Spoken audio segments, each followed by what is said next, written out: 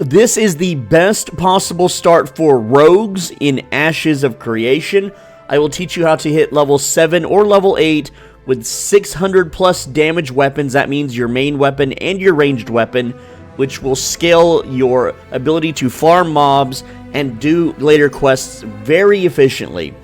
You're going to become overpowered for your level so that you can start tackling the level 10 quests as early as level 8 without any grouping. It's a very simple, easy route for solo, guildless, and friendless players. No grouping, none of that stuff, no joining a guild, no having to do settlement stuff. Let's get into it. When making your character, it is important for your starting region to be the Divine Gateway of the Dunzenkel. This is also known as the Anvils. It's the northern part of the map.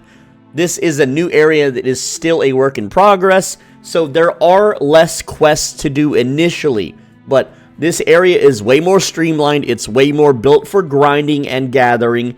It is more efficient to start your character here and eventually work your way southward and then do the quests down there later, which we are not covering in the video. So make sure that you pick this as your starter zone or this guide will not work. As soon as you spawn into the game, we are going to pick up some better starting weapons because the rogue starts with dual daggers and a short bow, which is nice. Short bow is nice for PvP later on. You don't have to worry about it right now. You want to focus on PvE to level up faster. And daggers, honestly, aren't really a good weapon for rogues until you hit level 20.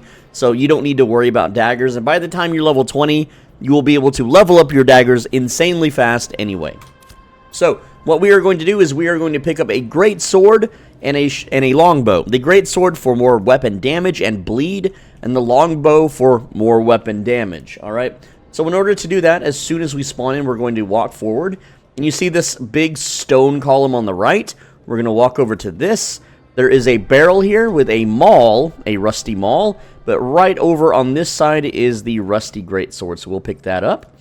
And also, another good weapon would be a two-handed axe. However, the reason we're going greatsword is for the bleed, and because we will be crafting an even better, stronger greatsword later. So you want to have your greatsword and longbow leveled up. Now, you see the column? If you go over to these tables, you see these there's like two brightly lit tables with some candles. On the leftmost table, on the left side, is the splintered longbow. So what you're going to do now is you're just going to equip these two weapons instead. So we have now swapped our weapons for rusty greatsword as our melee and splintered longbow as our ranged weapon.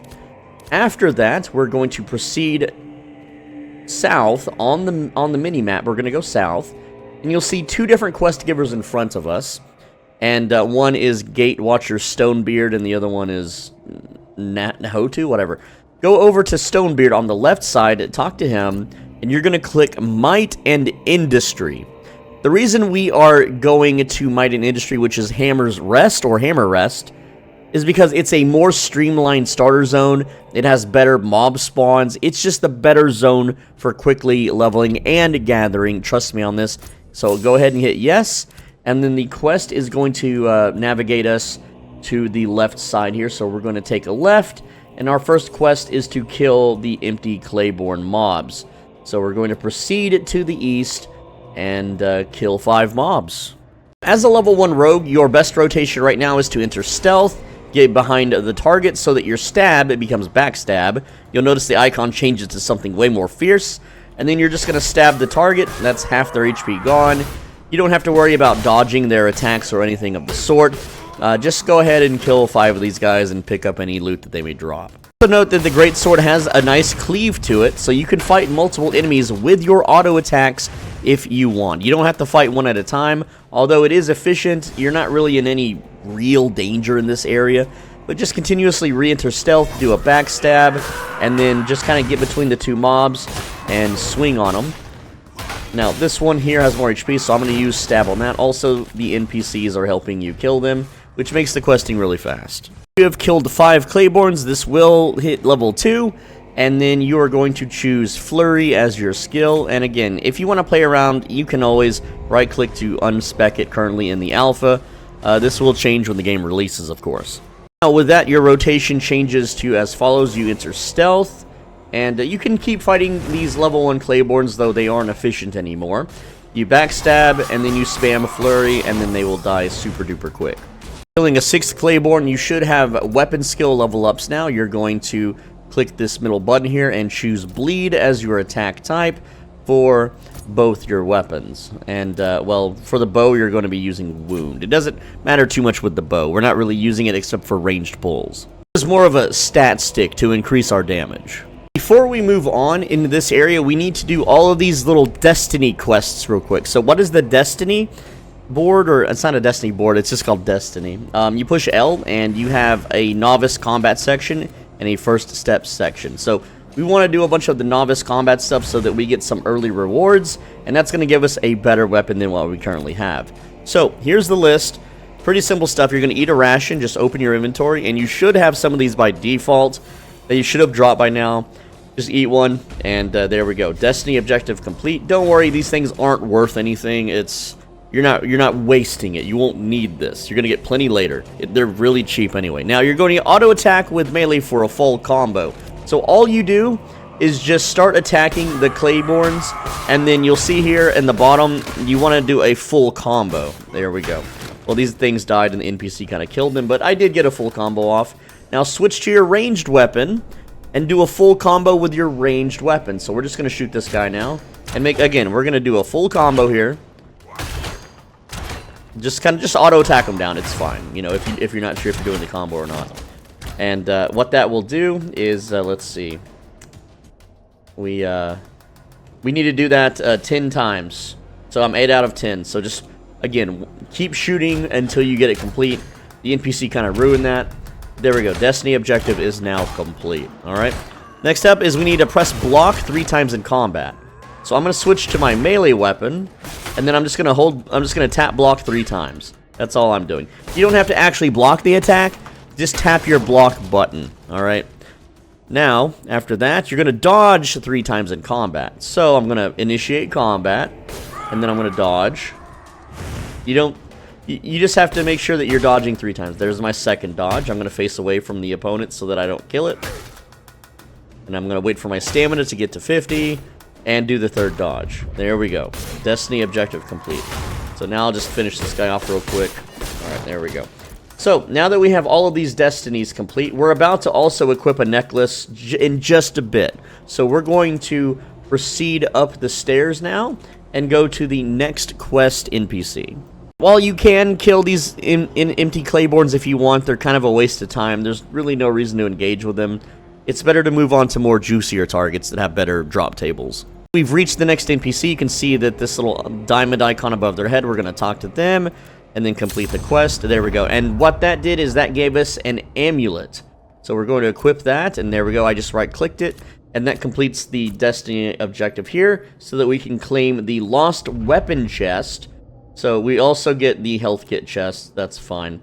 But you also want to click each individual one of these and then claim them, and that's going to give you a little small boost of XP. It's not much, but you want to claim it so that it's not popping up and annoying you. Also, we can go to first steps, and we've looted 5 items. We've killed 10 enemies. We've used the rations to rest, and you can claim another little glint here. Here we go. And now what you're going to do is you're going to open the lost weapons chest and claim the lost greatsword. And this is a pretty good powerful upgrade, because right now our rusty sword is 113 power and this one is 152. And by the end of this guide, you're going to have a weapon that's around 690 attack power for both your bow and your greatsword. Like, continue along the path. It's a very narrow hallway. Also, there's invisible walls, so you can't like jump to your death or get lost. You literally just follow. Here, I'll show you.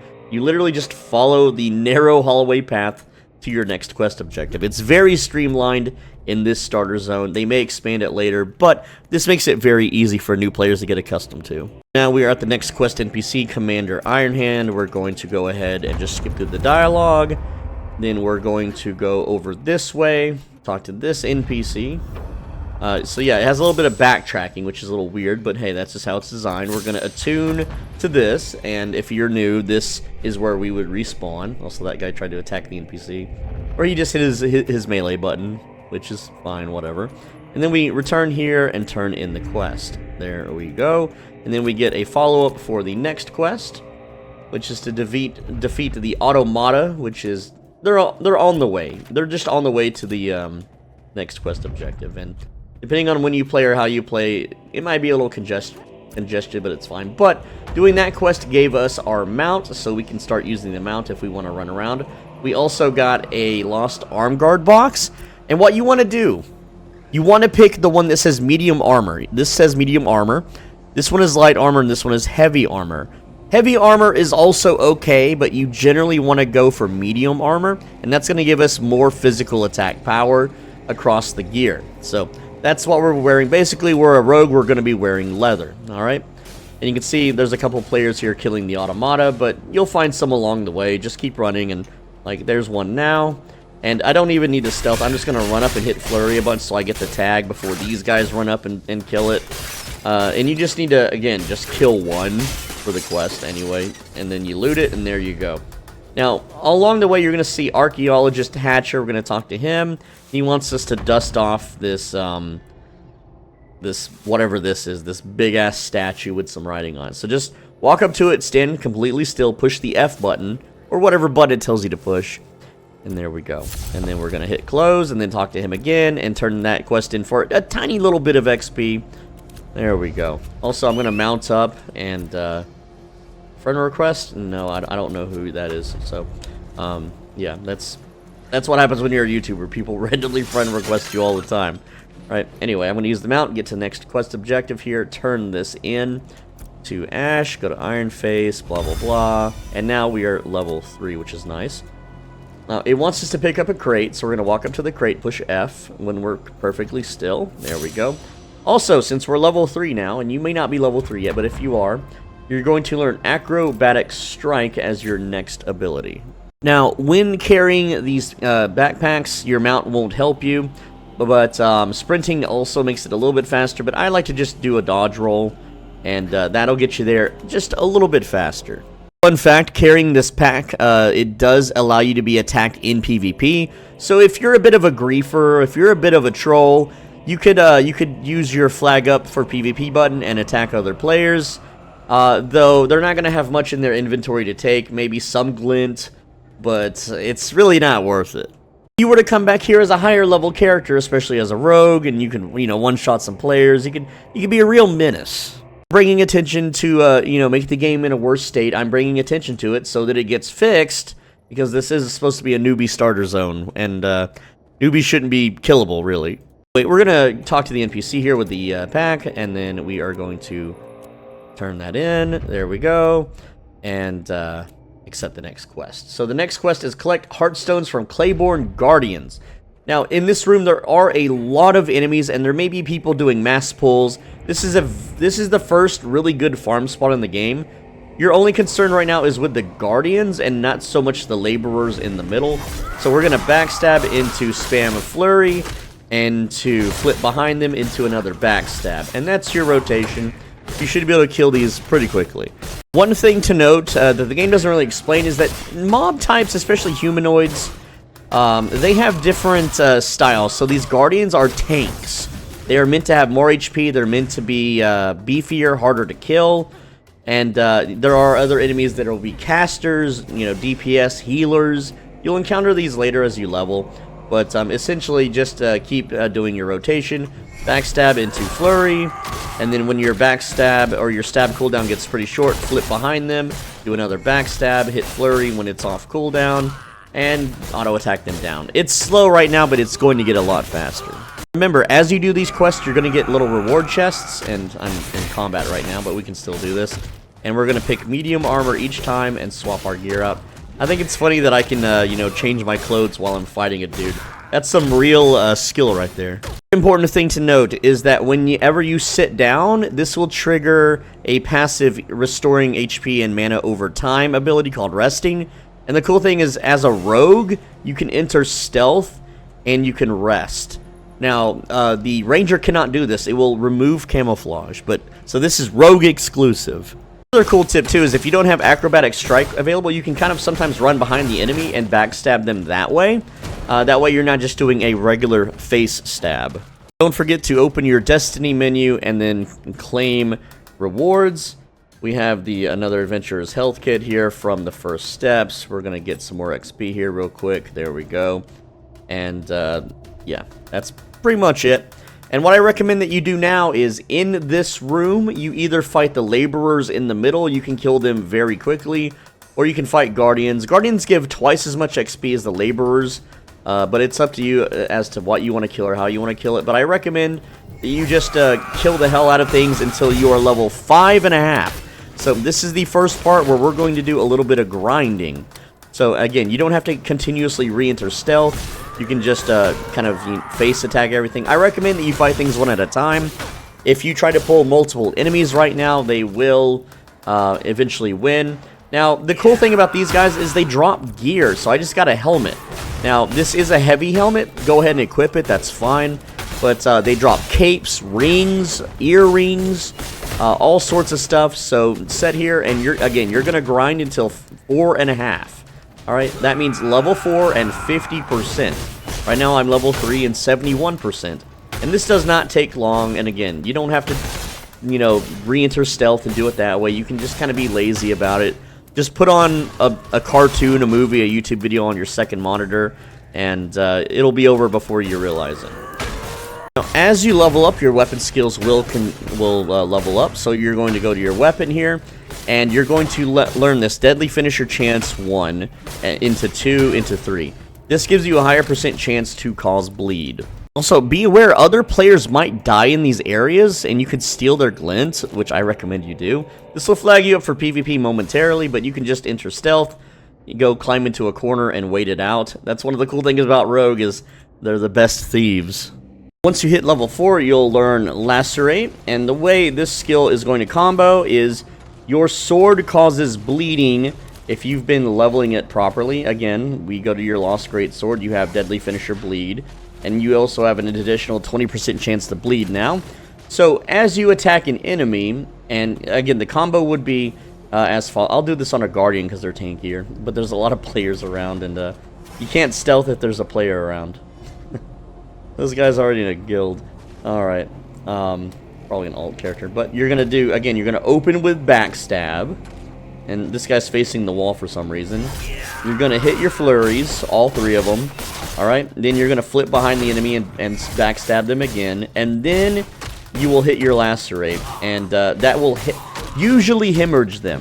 But you have to let your full Greatsword combo happen for it to apply bleed. But also, at this point, too, there's another thing that you can kind of sort of do. And I'll show you that. And I may not be able to if there's too many players around. But you're going to stealth. Hold on.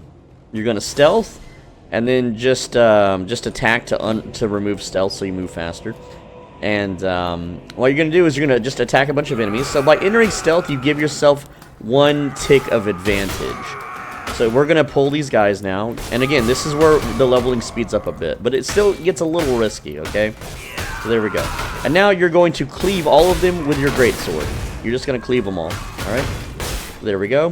And preferably, now they're all bleeding. Now we Lacerate, which AoEs, because we had advantage. And now they're all hemorrhaging. And they're all going to die relatively fast. And then you can finish them off with your other abilities. So that is another option that you can absolutely do. Also, I just attacked that guy, but he reset. So, now you can kind of AoE farm the laborers. I would not do this with Guardians. They're still too tough. But this does take a lot of your HP, so you'll have to sit down and rest. And you could also eat the rations if you want. That speeds this process up just a bit. So, at some point, you will also receive a stamina skill point upgrade. I just go with Focus Sprint for now. You can change this anytime. But this really isn't all that important. It's not very impactful early on. Also note, if you do die, you'll lose about 2 mobs worth of experience, which you can easily get back. You'll lose a little bit of your glint as well. So just keep that in mind. It's not we're going to farm a lot of glint anyway. It's not a big deal. But yeah, my internet cut out and then I logged back in and was dead. So that happens. Another tip, if you're getting annoyed having to run out of the room to re-stealth because there's so many players or enemies around, is like, you instead can just make sure that the enemy is front facing you, and then use your acrobatic strike. That'll give you advantage, and then your lacerate will cleave them. So yeah, but make sure that you're only lacerating whenever they're already bleeding, otherwise it's kind of a waste. But if you just want to be a zug and mash all your skill buttons whenever they're off cooldown, that works too. You know, it's just good practice for later when enemies actually start getting tough. Alright, so once you're 50% of the way to level 5, you can see I'm 51.7%, you're going to make sure that you're fully healed, because these next few rooms are pretty clustered and you'll aggro a lot of enemies riding through them. And there's an elevator that sometimes doesn't always work, and if the elevator isn't working, you're just going to get zerged down and killed. And I know some guides say that rogues can they can just jump off their mount and re-stealth, and that'll drop combat, but that does not work for these Claiborne guys, or they patched it, because they will just continuously run at you. I've tried, it does not work. Let me show you what I mean. So I'm just going to dash through here, and this room's not so bad, but this one, there's almost no way not to aggro these guys on the sides. But yeah, and they're all guardians, so they hit pretty hard, they stun, they have ranged hammer throws. But okay, it looks like I didn't aggro any, and that's fine. But you go to here to the elevator, and if the elevator's working, that's great, but you can also just talk to this guy, say it's not working, and he'll just teleport you to the next floor, where you can turn in the quest, and then start the next quest, which is really simple. I did not mean to... No, I didn't decline it, okay. I moused over the decline, but I hit F to accept. So you just walk to the guys with the diamonds above their heads, very easy quest, and just push F to apply a healing salve. You do that 3 times, and then we're going to continue. We're going to ride through the next elevator going northeast on the map. For this elevator, do not talk to the assistant and tell him it's not working, because he will teleport you inside the elevator mechanism, which is blocked by the gate. So the gate won't open unless the elevator is there, so it's best just to actually wait on the elevator for this guy. Alright, so we have entered Hammer's Rest now. Before we do anything with quests, we're going to actually come up here to the right side, and we're going to sell our glint and store our stuff. So we're right here on the map. Let me zoom it in a bit for you. You'll have the stone masonry, this jeweler station, and a mailbox. And to the left of the mailbox is the storage clerk, and we're going to talk to this person. Access storage. Now this is important too. Also, I guess the server's lagging because it's not working. Okay, there. Well, it worked right when I closed it. Okay. This is very important. Click materials. Do not store stuff in this. Okay. What you want to do is select... Hold on. You select this little plus symbol and click the general storage. This is a much bigger storage box. And so if you were to fill that other storage up, you can't switch storages if there's something in here. And you're going to store everything that is not glint. So all I have is these Anvil's essences. And we're going to need 20 of these. So we're going to be farming these later. Don't worry. We'll get plenty. And that's all you're going to do. If you have anything else, store that as well. You might get other crafting materials. But now what I'm going to do is combine all the glint by right-clicking it into these crystals. And then combine that into this. And that just makes things a little bit easier. Also, by talking to the storage clerk, that completed one of the Destiny challenges. So we will claim that, giving us another chest that we can open for some armor. So we're going to then go ahead and open that. And again, you're going to get the medium armor. So this one is 77 defense, which is a pretty big upgrade. Now, right behind the storage clerk is, we have a stonework vendor. Just talk to that person. And then you're going to go to your glint, and you're just going to sell all of it. That's right, you're just going to sell it. There we go. So they gave us some silver, not too much. And again, that also completed another Destiny, so we're going to go ahead and then claim that. So this should put you around level 60, or I'm sorry, level 4 and 62%.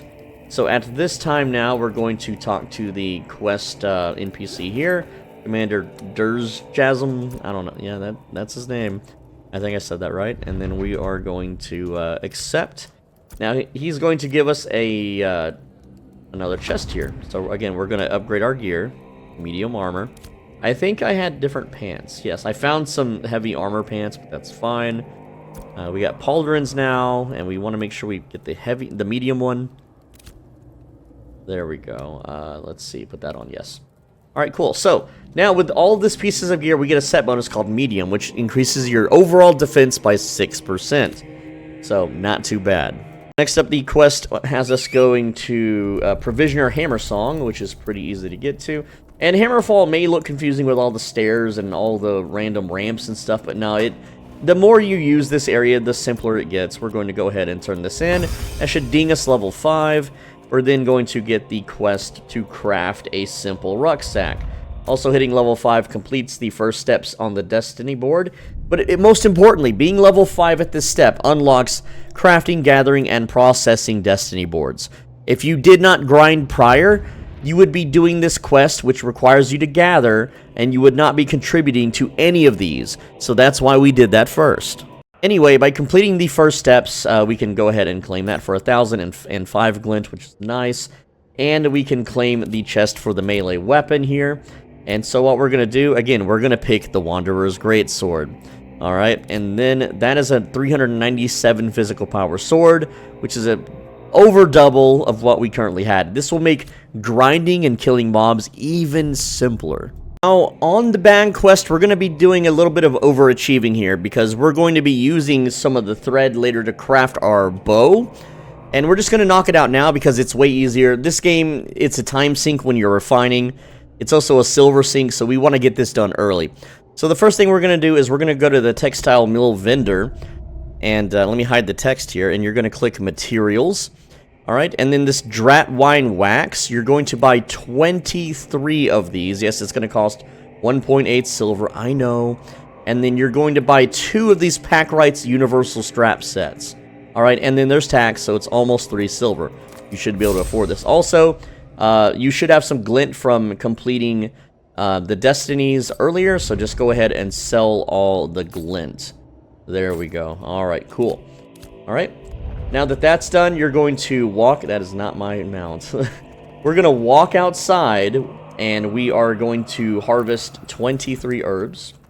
Alright, now, also note that at this part of the quest, you start getting a set of green gathering tools. So just right-click each of these and replace your current gathering tools. But don't get rid of these gathering tools. Don't trash them. Because if you are out gathering and your gathering tools break, you would have to go back to town to repair them. You can just equip one of these, and they're not that much worse. Yeah, this is a green herbalism sickle. It has 56 herbalism speed. Well, the one we had on had 54 speed. A difference of 2, which is 0.002 gathering speed seconds. I don't know. These are still completely fine tools to use. Don't get rid of them. You'll want to keep them, alright? Also, it looks like I got a chest here. This is a recipe for waste. You're not going to ever craft this, but I would recommend learning the one that would be the Lost Scout Sash. That is going to be the medium armor one for rogues. So we're going to go ahead and just pick that and learn it to get it out of our inventory and out of the way. Wait, so what we're going to do now is we're not going to quite pick up the herbs yet, but we are going to walk northeast, which is, we're finally leaving the mountain, right? I know, I've only been playing for not even an hour yet. But, yeah, here's the entrance to the outside world, and right next to the entrance to the left is this commission board. So what you want to pick up is all of it. Just pick up everything, alright? And you're almost always going to have these 4 unless there's a patch that changes it. Cull rams and ravens, slay mountain lions, slay stone hawks, and cull enemies within divine breaker mines. You're just going to pick all of those up, alright? And now what we're going to do is we are going to ride. We're going to ignore everything outside for now, and we're not going to pick any herbs yet. We're not doing that yet, okay? We are going to ride along the road south to this first little outpost called Hammer Rest Trades Outpost. So go ahead and ride there. So once you reach the outpost, this is where I'm at on the map. It's right here. You're going to notice like a little green commission board here on the left. You're going to go investigate that. And it should be the same thing from the other encampment. If it is, I mean, you could click these just to be safe, but you've already accepted these from the other town, so it doesn't really matter. But over here on the right side just a bit, there is another commission board, and we're going to go to this one. And this one's always different, which, that's weird. It's bugged out for me. Well, that's fun. So I can't really fix this, but What you'll have on this commission board is things like it wants you to chop trees, pick herbs, and mine stone. And I'll put on the screen the ones you should take. Now, these won't always be on the board, but you want to take the one for Eastern Hemlock Wood, you want the ones for Daffodil and Snowdrop, and Granite for mining. Anyway, after that, you're going to now ride back north, back towards town, back towards Hammer Rest, and you're going to grab all the herbs and flowers along the way. So, this is what Daffodil looks like. It's just a yellow pile of flowers.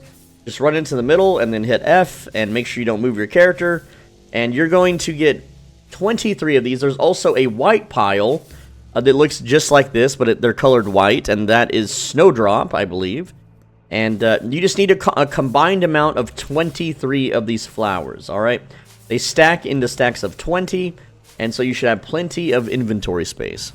And while you can gather as much as you want, it's not really a good investment of our time, because a lot of the time we are going to be spending refining, and refining is real-life time. We're going to be spending like an hour and a half waiting on sand. I know, that sounds weird, but during that hour and a half is our grinding time. While it's refining, we'll be out killing mobs and leveling up and getting more glint and resources and essences. But yeah, the white flower here is Snowdrop, so when you see these, just go ahead and pick them up. Any flower works for what we need to craft. So I have 18 plus 3 plus 3. That is more than enough. It's time to go back to town and turn this into material.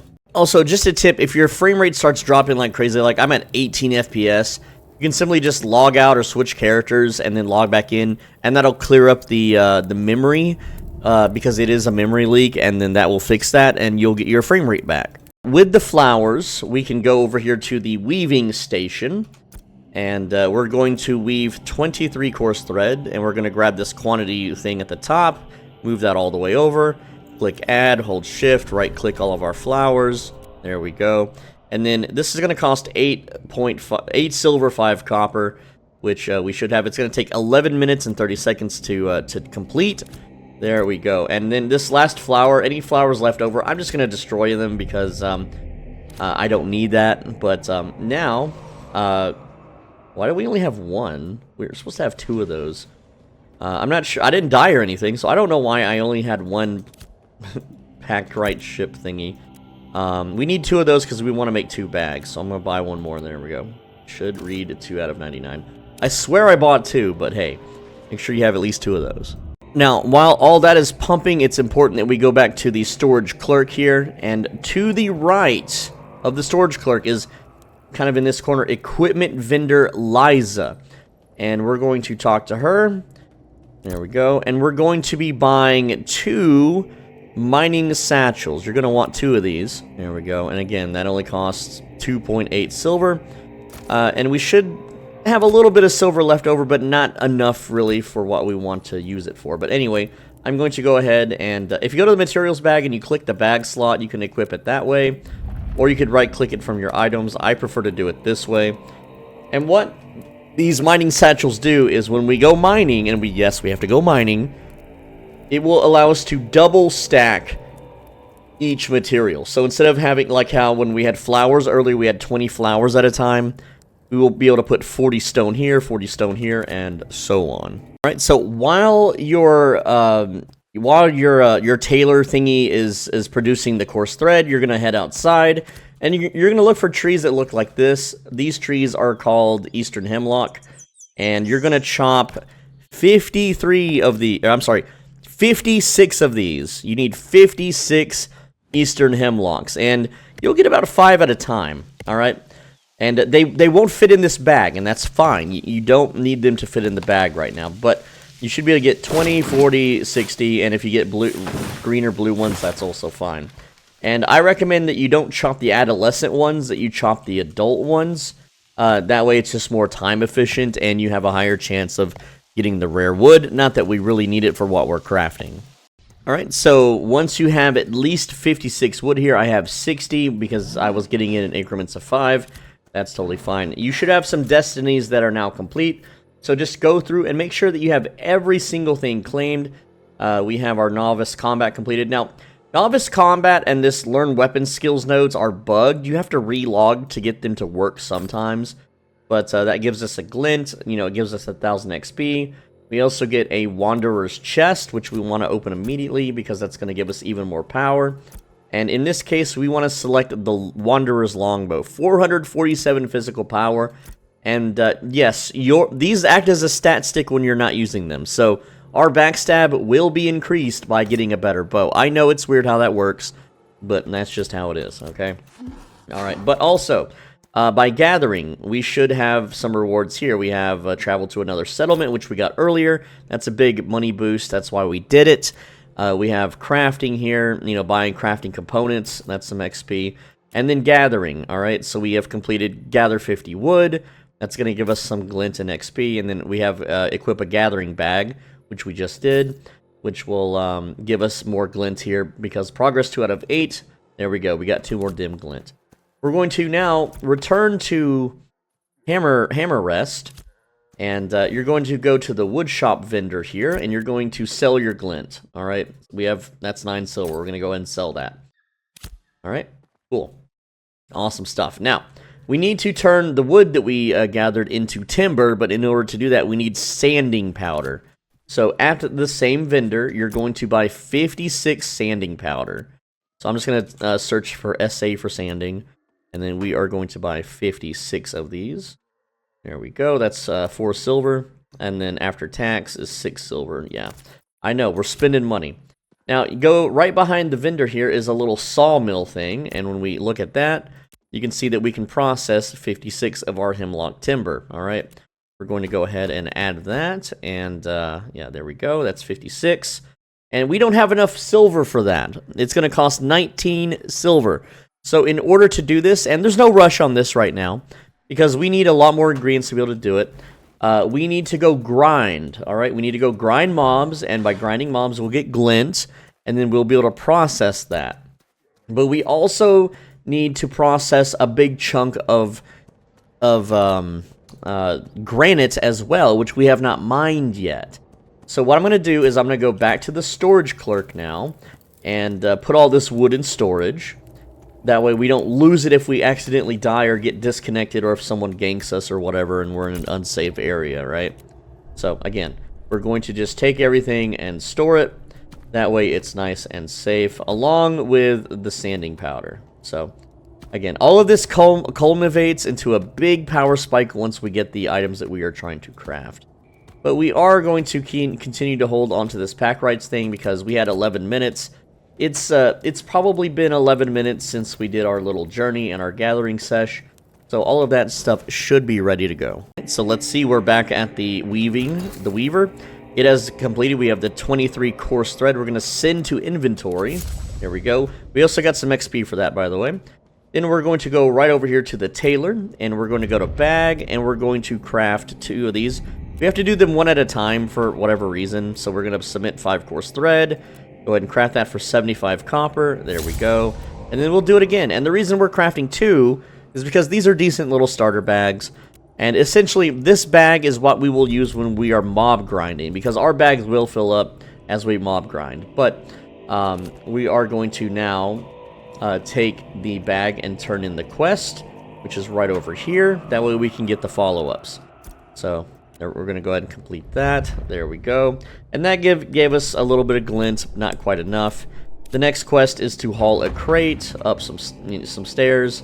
So I've already taught you how to haul crates. Just be aware you can be ganked, but because this area does have a lot of guards, it's pretty risky for someone to gank you here.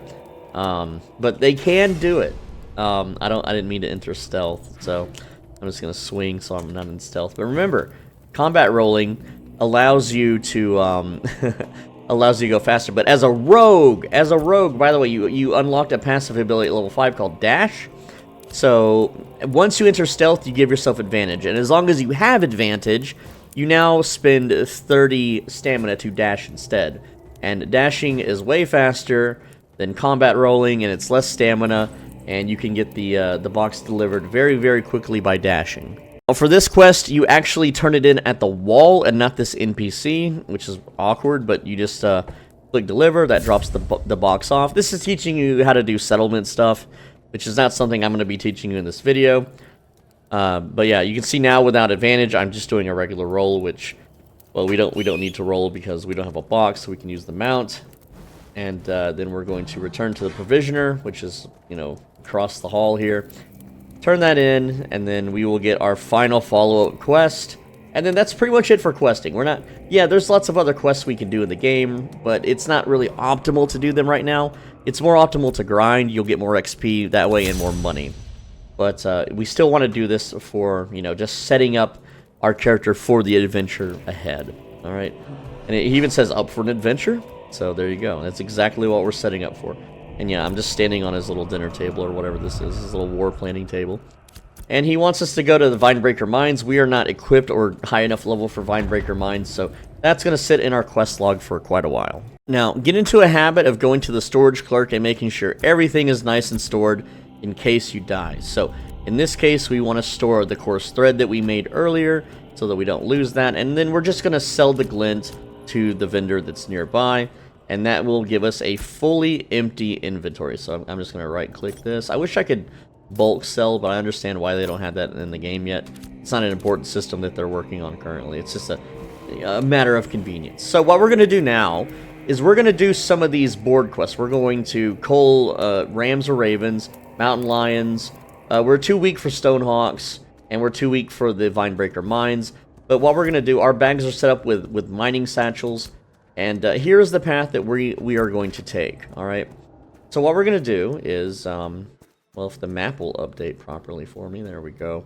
We're going to curve around and go northeast, and at the very first little valley here in the mountains, we're going to go northwest, killing lions and mining all the way up through here, and then we're going to circle around going east, until we can go south and hit back the main road and then head back to town. And by the time we do that, our bags will be full of mining materials. We'll have a bunch of glint from the lions and the ravens and everything else that we're killing. We're not chopping trees and we're not picking herbs. That is a waste of bag space. We do not need those. But the very first mining area is right here. And we're going to be mining granite. Also, you can mine slate if you find some slate, but you won't find that much slate. But you're going to be mining granite, and we're going to do that until until our bags are full. And our bags should be full. We need a lot of granite so that we can get a lot of metal from making sand. Now, you also have a chance to find metal when you mine granite, and if you find, we're going to need like 40 something pieces of, it's like 43 pieces of metal, which we're not going to get naturally. We have to turn this into sand, which gives us a chance to earn more metal that way. So that's what we're doing. I'm sorry, earlier I said slate, I mean basalt. Basalt is what we're mining. You're going to come across these juvenile mountain lions, and you'll notice that they have a star next to their health bar. I don't know what the star means other than that it means they're stronger than normal, but it also means they get more XP than normal. By the way, we're also level 5, so our rotation does change just a little bit. You can see these things die very quickly. You're going to learn Throw as your next ability. And so the way it works is, after you've done your normal rotation, you would then throw to hit the enemy, which causes them to bleed, and then you lacerate as your final finisher. And by then, you should also have maybe built up a bleed stack with your combo, and that's pretty much all you do. But we're going to run through this valley now, and we're going to mine everything and kill all the mountain lions and ravens that we see, so that we can complete these commissions, which will give us money, scrolls, and random stuff. By the way, after those quests, you will have received some chests, 4 chests to be exact, and this is important. You're going to open the recipes of weapons box, you're going to learn the longbow, and you get a second one also, the recipes of weapons box, and you're going to learn the great sword, because these are the items we will be crafting. Look at this. This sword has 693 physical attack power, and as far as I know, I have explored every inch of this game. I've looked at all the wikis and websites. This is best in slot until level 10, as far as I'm aware, without requiring other players to craft you items from settlements.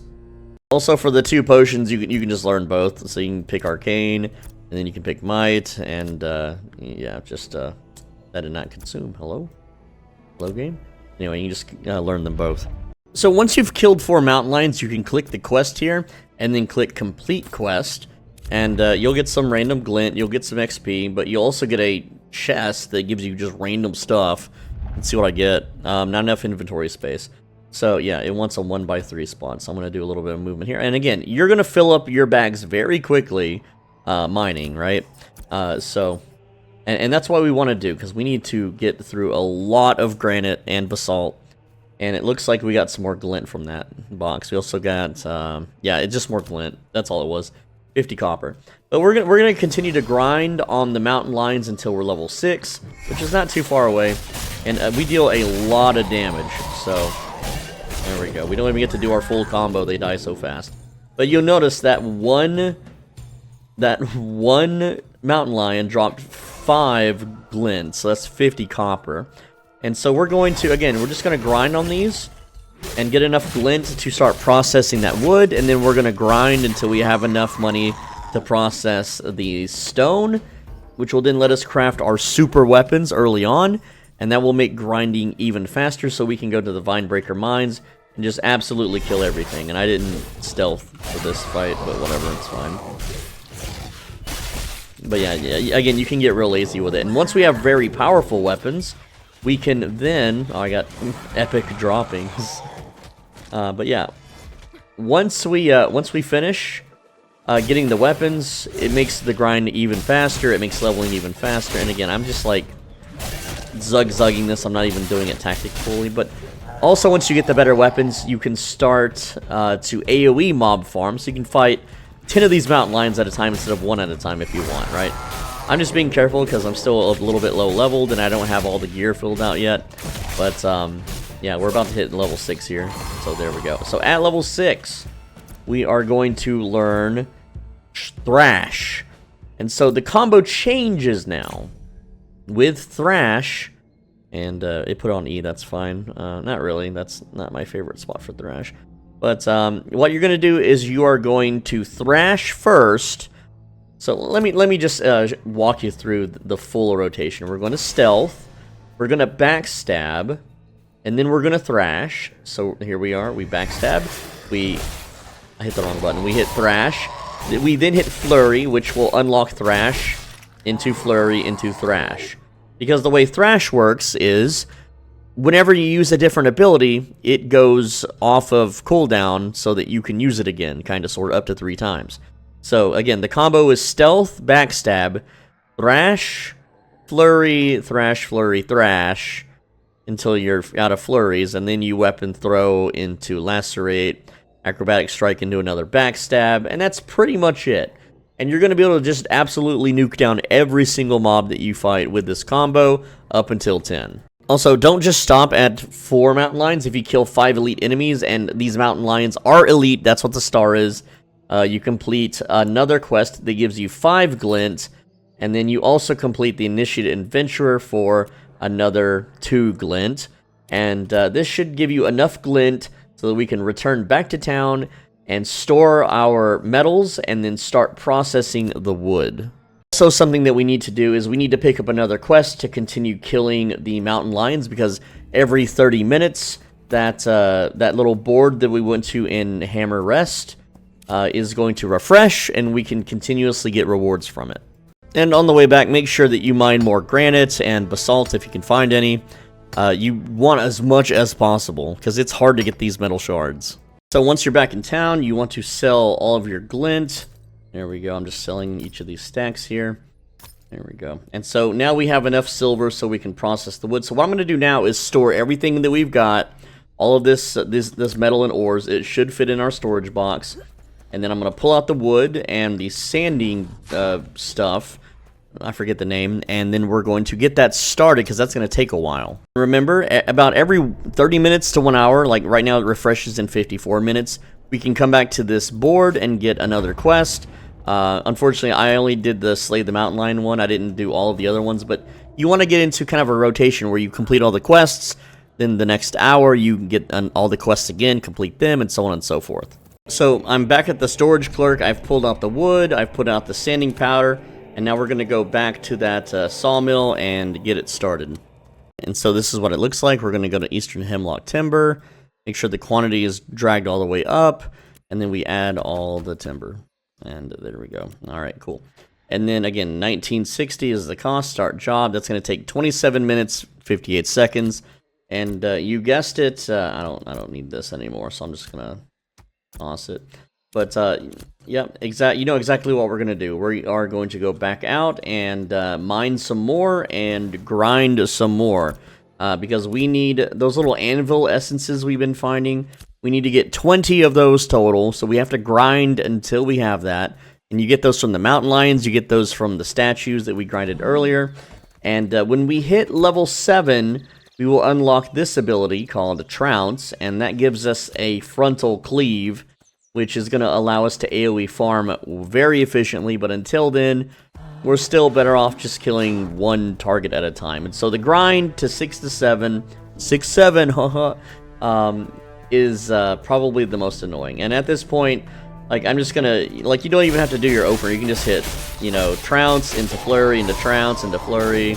You can literally just piano your keyboard. You're so strong right now that these things die very quickly. And yes, mountain lions are very efficient to farm, but we still need to be mining because we're still going to need more granite to turn into metal and sand and stuff. So again, we're just going to repeat the process. You're just going to go back, kill more mountain lions, mine more stuff along the way. And you're going to need a lot of silver to process the granite and the metal shards once you extract that from the granite. So my recommendation, just grind until you have 20 of these anvils essences from these mountain lions. Now, again, just kill them one at a time until level 7, and then I'll check back in with you at level 7. And I'm very tired, so I'm just mashing all my buttons. I don't even care what order I'm pushing them in, because, again, they're just going to die anyway. But this is also going to earn you lots of glint, so that we will be able to afford all of the processing fees. Once you get more weapon level ups, I recommend you start putting it into penetration, or power thought, as it's called. That way, all of your auto attacks just hit harder, and yeah, that'll just increase your damage. All right, been grinding just a little bit. Got an earring with crit chance and power, and then got a cape with defense and fizz power. Nothing too crazy. So I want to show you kind of the ebb and flow of what we're going to be doing and how you're going to be doing this. So we're going to go ahead and stealth, dash towards our target, do backstab into thrash, into flurry, thrash, flurry. And then as we loot this guy, we're going to throw a dagger. He's going to try to pounce. We're going to flip behind him, canceling the pounce, do a backstab, and then this one's dead. Our stealth just went off cooldown, so we're going to triple dash to this one, and then backstab it, but my backstab was off, or not on cooldown, and these guys are tagging mobs, so I just wanted to throw anything I had that wasn't off cooldown, and you can see just how fast they die, even from auto attacks. So there we go.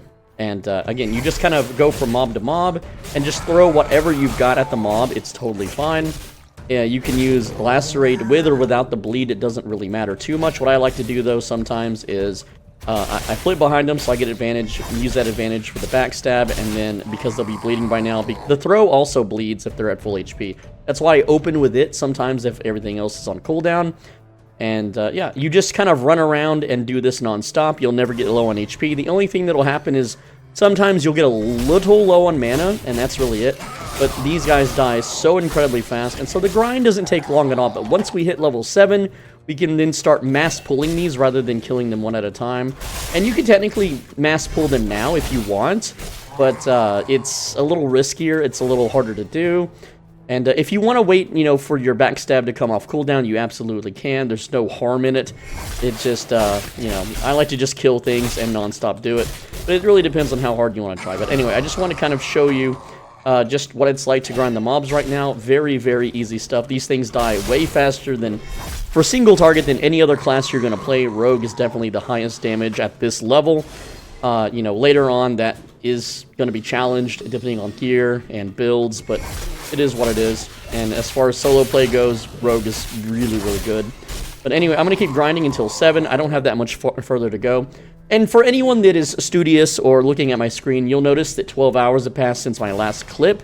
And that's because, well, I went to bed, I have a life outside of the game, you know, I did grocery shopping, exercise, the servers went down for a patch. There's a lot that went on between the last clip and this one. So don't think that this took 12 hours of grinding, because it did not. That is stupid that it would not take that long. One other way that you can kind of play is you can also range pull. I like to shoot an arrow and then hit escape or untarget the mob. That way I'm not shooting multiple arrows. And just get 3 mobs kind of like this. Switch back to melee. Try not to have them pounce on you. And go ahead and throw your blade so that they're bleeding. And I kind of messed up there.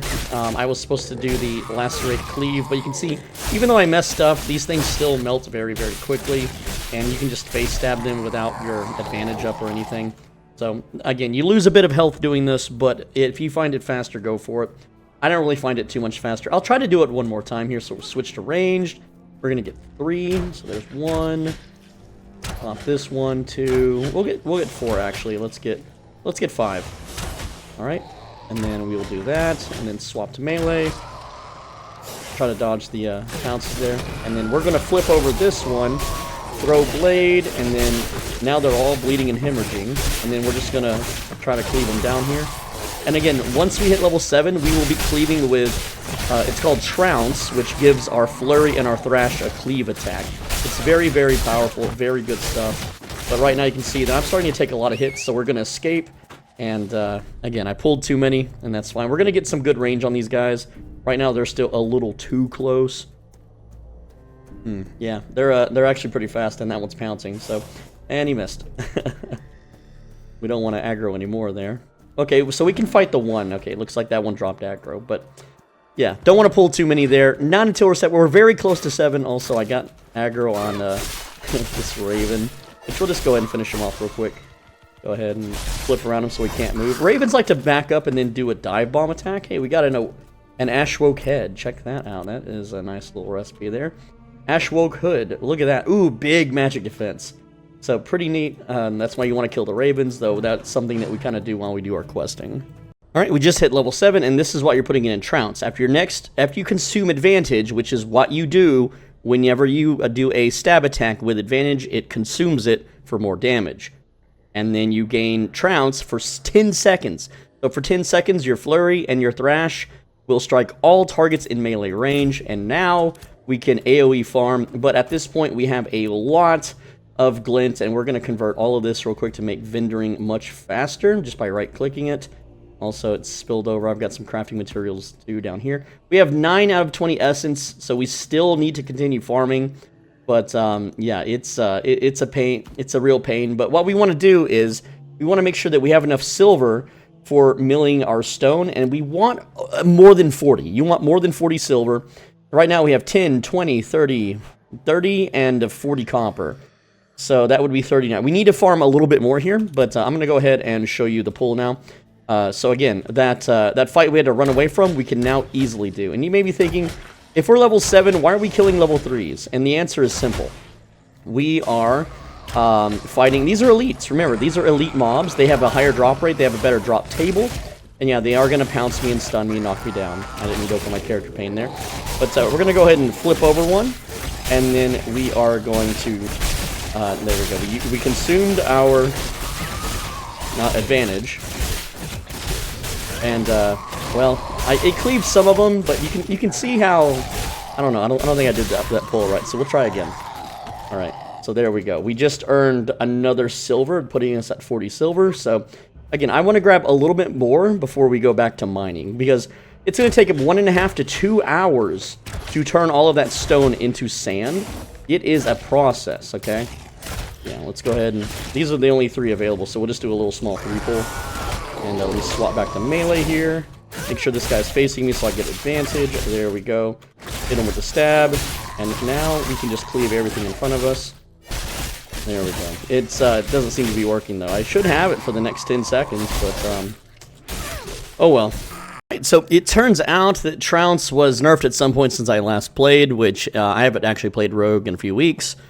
Or longer. Yeah, anyway, so Trounce only hits 1 target, 1 cleave in front of you. It's still good for now, because, you know, as long as you're just pulling a safe amount of mobs, but it's no longer constant frontal cleaves like it used to be. Using Trounce right now is totally fine if you want. However, the workaround you can also do is double strike, which it's okay. It's not really my favorite, but it's better than nothing. So let me show you how to do that. So what we're going to do is, from stealth, you're going to start pulling a bunch of mobs, right? And, well, since we have an advantage, we can still dash around and dodge these pounces and maneuver around a little bit faster. There we go. So I think we pulled a pretty good amount here. Alright, cool. Alright, switch to melee, and we're going to make sure that they're all attacking and not pouncing. And now what we're going to do is use throw, and then we're going to lacerate, into flip behind, into double strike, and that's going to double apply lacerate in a cone in front of us for 150% damage. And then we just finish them off with our auto attacks, or whatever we got. Also, this one is like attacking the air for some reason. I'm not sure what's going on there, but yeah, there we go. So again, we still lose a little bit of HP, but we're killing a whole bunch at a time. Ooh, I got another set of earrings. Very nice. And a ring. Oh yeah, we're coming up in the world. All these recipes too. But yeah, so that is a way to AoE farm, and right now I have well over 40. It looks like I got 10, 20, 30, 32, plus 9, about 43.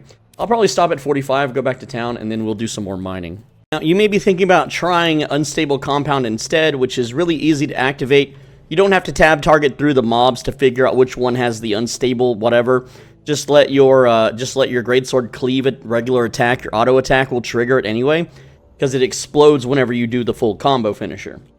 And yeah, it's good damage, but it's fire damage and it's burning. So you can stack one thing of hemorrhage and one thing of burning, but it's only 125%. Whereas lacerate is 150% physical damage, which is what our build and what our gear is scaling around, not so much fire damage. Another thing is double strike is also your best in slot single target attack, because you can open, well, let's re-stealth here. You can open with a backstab, just like that, and then make sure the mob is facing you, and then you can do another backstab. And that's just going to kill everything until you're level 10 in just that combo very quickly. Alright, so we've grinded about 30% of the way to level 8, and we have more than enough glint now. This is 40 silver, and this is 42. We have about 42 silver plus 9, plus all of this gear drops we've been getting. Those all sell for copper, and so we will be able to afford our next set of processing. Except we're going to do another mining route. Once again, we're going to just mine a whole bunch of basalt and granite. And also, if you're curious, from killing the mountain lions, you get droppings, which is pretty gross to, have that in your bag. But it is useful for farming after level 10 or I forget what it's called. It's after novice level. It's the one level journeyman. I forget the level, but it's something that you can sell to players that will be in high demand, because otherwise you're not going to be able to farm droppings very easily. So just put them in storage. You'll get them later. You'll sell it to other players. Don't just sell it to vendors. That would be a waste. So once you're back in town, go to a vendor, sell your glint and only your glint. So we got 40.5 and then 43.5. So yeah, we did some farming, 43.5 silver, putting us at 52, which is still not quite enough, but we're getting closer and closer. Now, we're going to go to the storage clerk, and we're going to put everything, as you know, back into storage. So as we can see, we have 17 out of 20 anvil essences. You might have more, you might have less.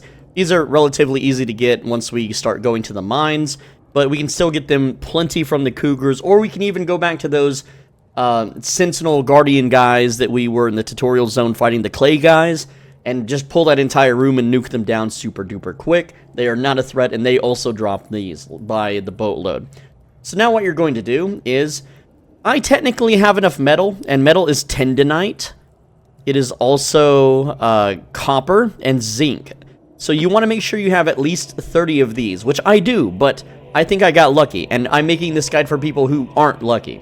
Alright, so what you're going to do is take your stacks of basalt. I'm going to put 40 there, and I'm going to put 40 there. So that's 80. And then I'm going to grab stacks of granite and do the same thing. There we go. So we have 80 granite and 80 basalt, and we're going to turn this into sand, which gives us a chance to get copper, tendonite, and a bunch of other stuff. So here's how you do that, alright? You're going to go ahead and you're going to take it to the little blacksmithing area on the map, which is, it's right here. I'll show you, okay? It's you know what an anvil is and a plate-looking helmet, right? So you take it to this, this is the metalworking station, and we want to make sand. We want to crush granite, and we want to crush basalt. So we're going to need to buy 40 of these crag shatter salts from the vendor right next to it, because we have 40 of each. So I'm going to type crag here, and we're going to buy 40 of these. All right, and there we go. That's 40. It's going to cost us 3 silver. Not too expensive. Pretty cheap. Well, 480. Not too bad. However, when we put 40 granite in here, all right, and then go ahead and just chunk them in. I am pushing the wrong button. Okay, there we go. We got a stack of 40. Actually, no, I need 80. My bad. Wait. Yeah, I need 80. I didn't buy enough crag. Who says that? Crag. Anyway, we're gonna buy 80. Oh, I already bought 40, so I only need to buy another 40, right? Okay, there we go. So yeah, you can see how expensive it's starting to get. We're down to 43 silver now. But to process 80 of these into sand, there we go. Then add our stone. That is going to take 1 hour and 20 minutes and cost us 6 silver, 40 copper, all right? So we're going to go ahead and then start that job, and for 1 hour and 20 minutes, we need something else to do. Well, we still have, again, we still have the basalt, and what we're going to do, because I can't also do basalt on the same table, because this is a novice metalworking station. When you level them up, you can do more at a time, but we can't right now, because this is a novice level 1. It's a starter town. We're going to buy the crag shatter salts again, and we need another 80 of these bad boys. All right. Go ahead, and that's... yeah, 9 silver, 60. Oof. Expensive, isn't it? Alright, and now we're going to ride down... hold on, I'm opening too many menus. We're going to ride down here to the Hammer Rest Trades Outpost, which we were at earlier, and we're going to use that station and have that one cook us up some metal as well. While you're here at the outpost, make sure that you check the boards. I already have all of those. And there was a patch a few hours ago, so maybe this board is now fixed. It wasn't working early in the video. There we go, yeah. So Eastern Hemlock, we want that one. We can't mine Emerald yet, or Slate. Let's see. Mine Ruby, we have plenty of rubies. Go ahead and pick that one up. Snowdrop. And Rough Rime, we do have some Rough Rime, so you can pick all those up. And yeah, we can turn those in later. It's not important. Like, we can turn them in at any time. There's no rush. There's no time limit like there was in New World, I believe. So again, we can just do that at any time. All right. So now we're here at the metalworking area, and we're going to go ahead and crush 80 basalt now. Go ahead and add our basalt, and again, that's 6 silver, 40, 1 hour and 20 minutes. Start job.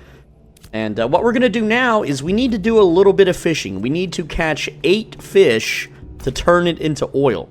I know my map's a little cluttered right now, but here's where we're going. We're going to be going south from this town, and we're taking the eastern branch this way.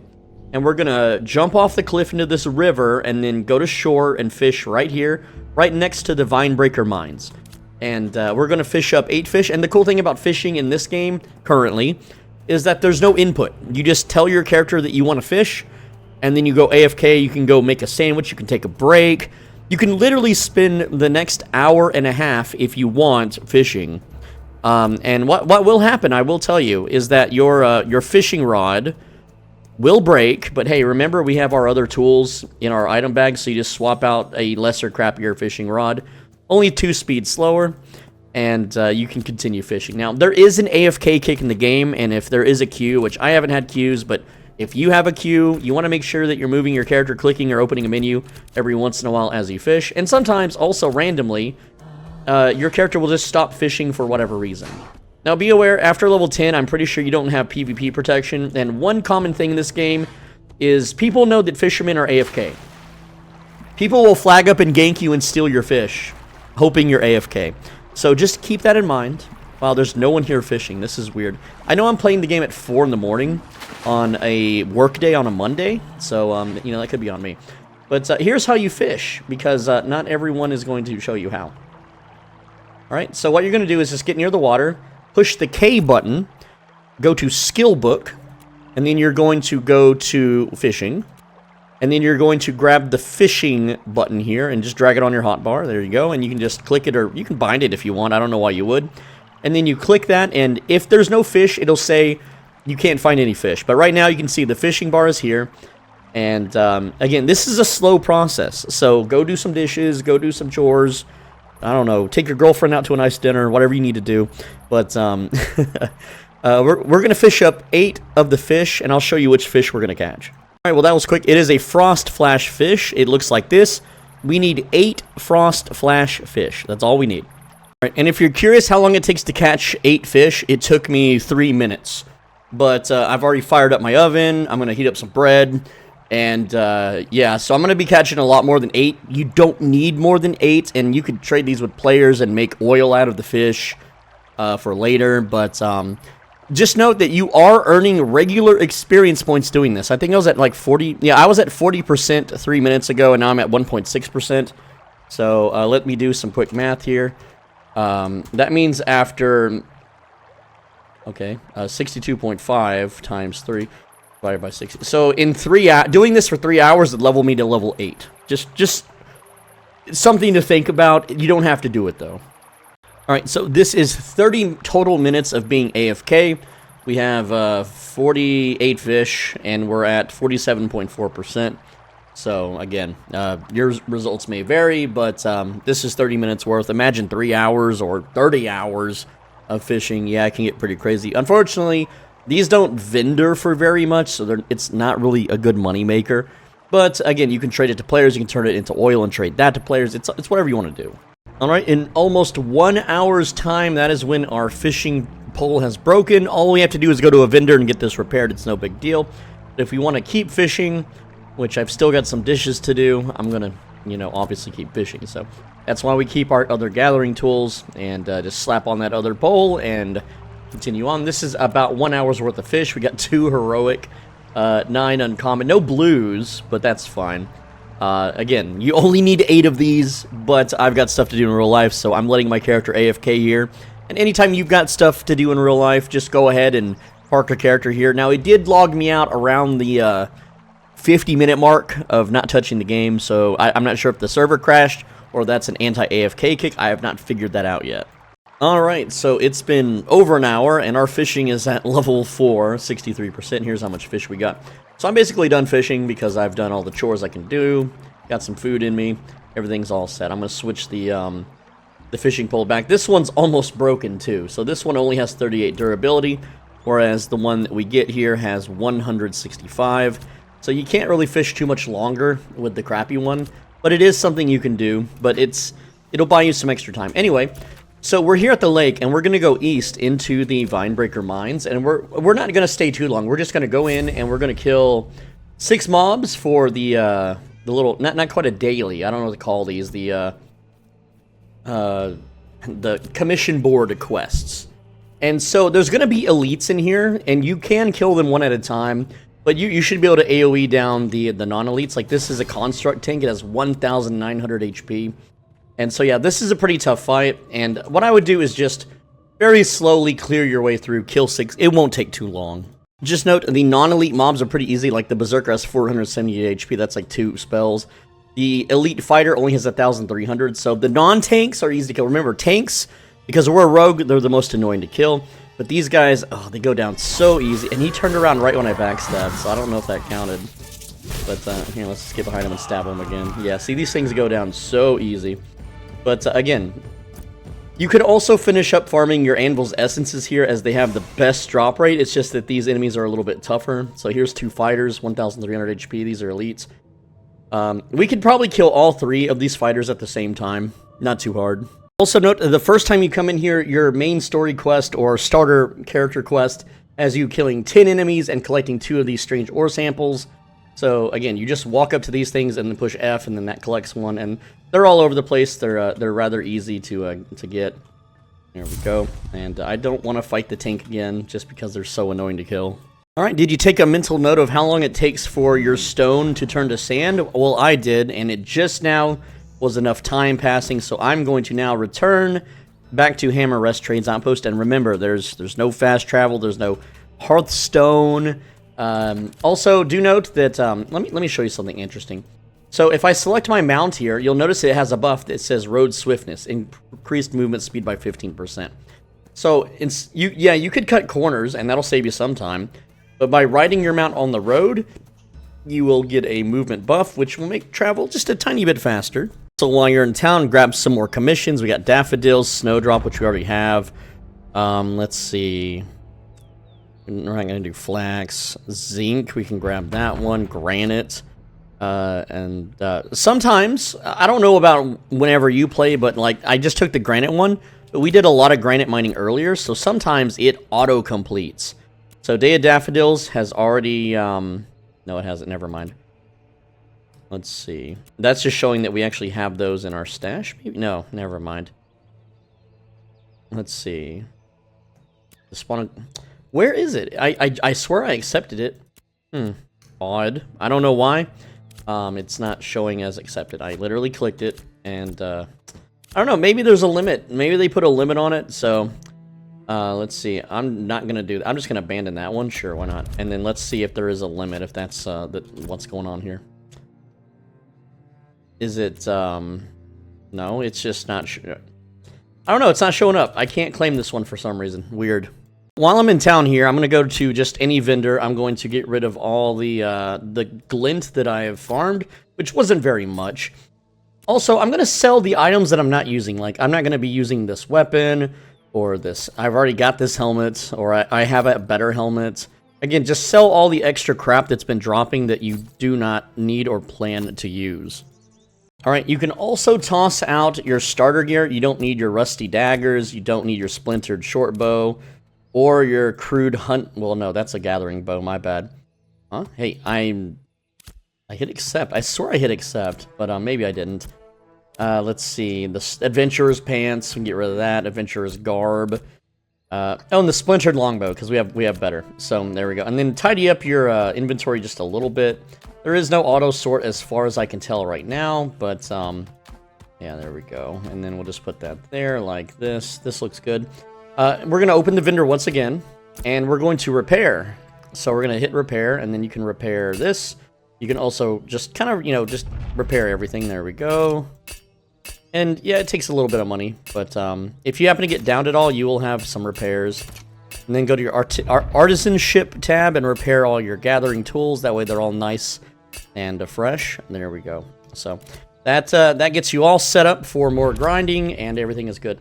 But what you can do now is, if you got any, this is an if, but like this is a scroll of crafting experience. If you got a scroll of processing experience, you can pop the scroll, and then you can open this, but it's not a big deal. Leveling this stuff up is super basic and simple.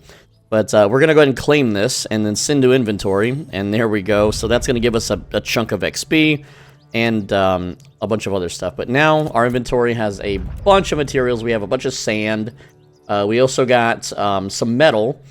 We didn't get a good amount of a single type of metal, but whichever metal that you got, in this case zinc, we're going to turn that into chunks of metal here, or rather in this little area. So if you go to this area, no, I'm sorry, not the weaponsmith. No, maybe I'm wrong. Yeah, so we want to do metal fragments, and so since zinc is what we got the most out of, we want to turn our zinc into zinc metal fragments. So to do that, you go to the metalworking station. We're gonna go to zinc, and we need smoldering ash. And how many do we have? I'm just fingering my keyboard. We have 11, so we're gonna go to the smithy vendor and buy 11 ash. So there we go. Just go ahead and buy 11 of those. Purchase that. Yeah, 1 silver, not too bad, we can afford that.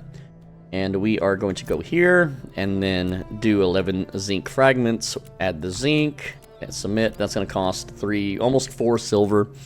Alright, so that's going to take 5 minutes to process. This is plenty of time now to ride back to Hammer Rest, which I unsummoned them out, but anyway.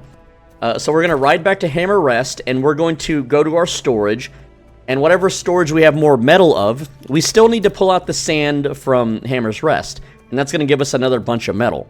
Combining with the metal in our storage, we're going to then do the same thing and have that process. And what we're going to do is we're going to craft the bow, which does not need the metal, because we cut trees for the bow. So once we're done crafting the bow, we'll ride out here, get the metal, ride back to Hammer's Rest, get the metal, and then craft our sword. And then we can easily just absolutely destroy the mines. So when if you went to the mines like I told you earlier, the Vinebreaker mines, the enemies aren't too hard. But once we hit level 8 and once we have those 2 weapons, you're going to be able to just absolutely destroy everything in there effortlessly. Now, before you go inside Hammerfell, you're outside here at the cooking station, which is it looks like this. It's right here on the map. It's right outside. It's very close to the lumber mill area. And we're going to go to the oil tab, and we need to make frost flash oil. We only need 8 oil. So we're going to get grease weft cloth from the vendor nearby, which is this cookhouse vendor. And there we go. Just type... No, that's not what we need. Where is it? What is the damn ingredient? I swear it said grease. I swear that's what it said. Yeah, grease weft cloth. All right. And it tells me where to buy it too. It is, let's see, ingredient. It's purchased in the laboratory. Okay, so we have to actually go inside to buy that, and then we'll bring it back outside and start processing the fish oil.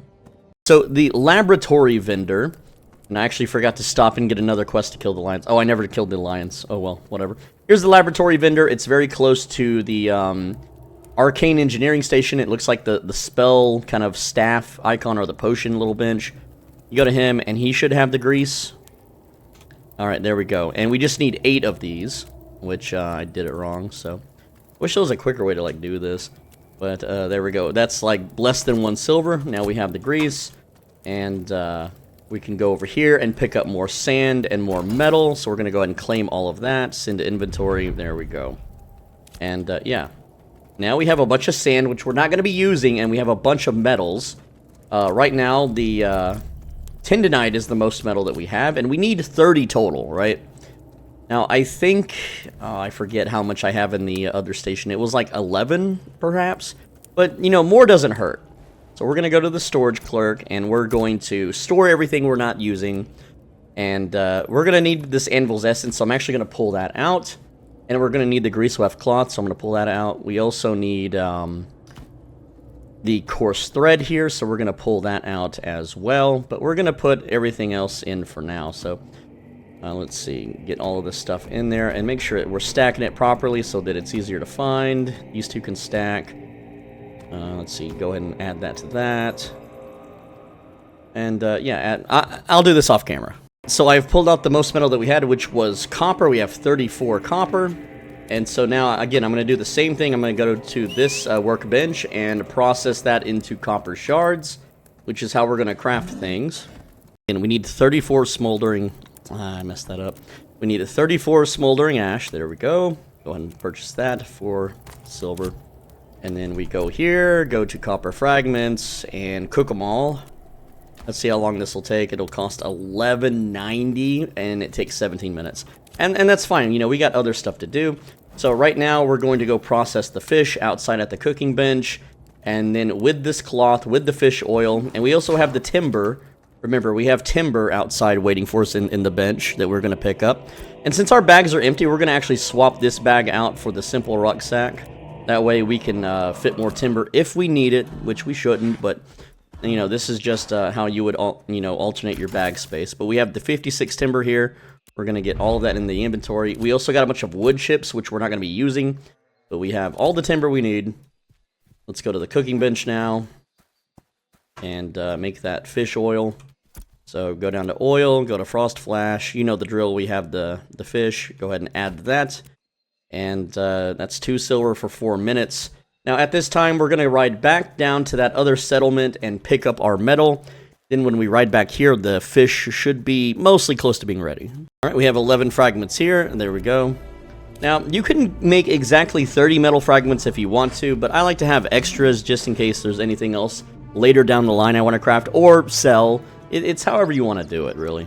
So I've got some more time to kill before the fish oil is ready, so... I'm just going to ride up here and kill 4 mountain lions super quick. It'll only take a minute, and that's going to, again, complete our little journal entry thing here, our commissions. Alright, so that put me at level 8, and there's a few choices you can do at level 8. I'm lazy, so I like using Unstable Compound, because I will grab a bunch of mobs. I always just use throw in my rotations, and then as you auto-attack them, you'll blow one of them up, and that's going to hit everyone for fire damage. It's free damage, but it's not a lot of damage compared to some of your other abilities, unfortunately. You'd always use Trounce, even though it's only, 1 attack for 50% physical damage now, or 80% if you use Thrash. I don't know. It got nerfed. I don't like it anymore. A lot of guides, which I don't disagree with, say you should go with Soothing Shadows. This heals you when you're in stealth. Here's the thing. Respec is instantaneous and free. If you need to heal, you unspec out of something, you spec into this, you heal, you unspec out of it, you spec back into your ability. It takes a second. There's no reason to hard put a point into this and leave it in there. The second choice is also Poison, and you should go with Withering Poison for the weaken and daze. This will reduce the enemy's attack speed and magic cast speed by 25%, which is way better than this other stuff like Chilled. It just moves their movement speed down. That would be used in like PvP if you want to slow somebody. You know, Wounded is whatever. That just reduces healing. So if you're having trouble with healers, like healing mobs, then you could swap poisons. Again, Respec is free right now. So again, Withering Poison is nice. Now, it's not like World of Warcraft where you apply a poison and it stays on. You use this and it's a buff for 10 seconds. So you would cast this, be like as you're in stealth, you cast it, you do your opener or whatever, and then, you know, you'll recast it if they're not dead within 10 seconds.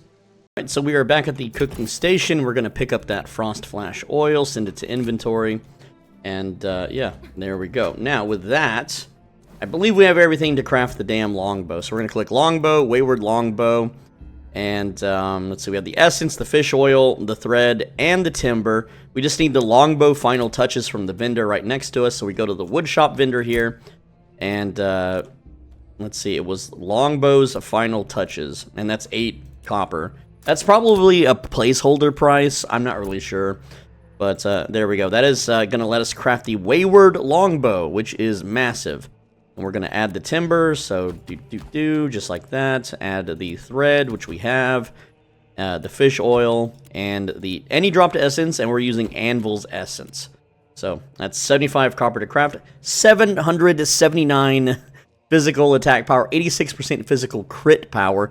59 strength, 251 max HP. That is a 25% boost in HP at level 8. This, as far as I know, is best in slot until 10. I'm pretty damn sure. So we've crafted the bow, and we're going to put it on. And look at that, big HP boost. We have a lot more damage. It is awesome. And yeah, this thing is... Even though you may think, oh, but that's not going to increase my damage of my melee. Yes, it will. That's how weapons work. They are stat sticks when they are not in use. So, again, this is a massive, massive power boost. And then you can sell your old Wanderer's Longbow. You don't need it anymore. There you go. And, yeah.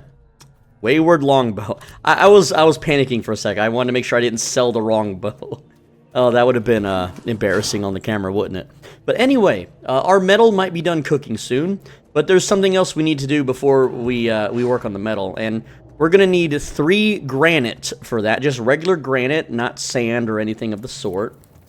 And so, I didn't mean to dismiss my mount, so I don't know why I did that. But, yeah, we can just dash around since I'm a klutz, pushing the wrong buttons. But what we need to do is we need to make 3 granite weapon molds. So we need 3 timber, which we have on us. That's why we didn't store the timber yet. 3 granite, and then 3 binding resin. So binding resin, you go to the Stoneworks vendor, and just go ahead and buy that. 1, 2, 3. There we go. And purchase that. And yeah, we're pretty broke. We're broke boys right now. We have 1 silver. Yeah, but hey, you know, we've pretty much got this. And we're going to need 3 granites. The quality of granite doesn't really matter. I'll just pull all of it out. Why not? Who cares? Alright. And then we go to granite armor mold, get all 3 of them, add the granite, add the processed timber. That's going to cost 1.5. Oh, man. So right now, we're super broke. Let's see if there's any Destiny rewards that I can claim, because that'll give us some money. Ooh, there we go. 5 dim glint, thank you. And then we can claim that for 2 more. That's, again, that's 7 silver. So, otherwise, you gotta go grind, go kill mobs, right? Go kill mobs. But hey, we got some silver there. Let's go to the vendor, sell that glint. There we go. Awesome. But, yeah, so once these weapon molds are done in 1 minute, we can then take that and the metal and go craft our sword. Alright, so while everything's cooking, we can now store the wood chips. And, yeah, so control right-click is to put those away. Put all that stuff away. And what do we have here? We have, let's see, what all do we need? We don't need timber or anything. I think, yeah, it's metal shards. We're gonna need the molds. I'll figure it out in a sec. We're gonna grab I built armor molds. Dang it, it's supposed to be weapon mold. I built the wrong thing. Whoopsie. Okay, well, we had a little bit of extra timber, I think, so there we go. Binding resin, granite, and 3 granite molds. Try that again. Now, because of my goof up, I'm gonna go have to make 3 more timber. It won't take but a sec. Okay, so the metal should be done by now, and there it is, 34 copper fragments. We only need 30, but, you know, we overcooked, that's fine. Gives you XP. There's really nothing bad about doing it. You might as well process it.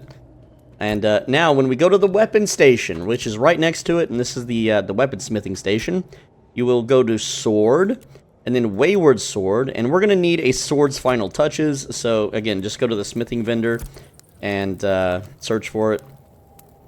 Wow, that... there it is. Sword's final touches, just buy 1. It's 8 copper. That's super cheap.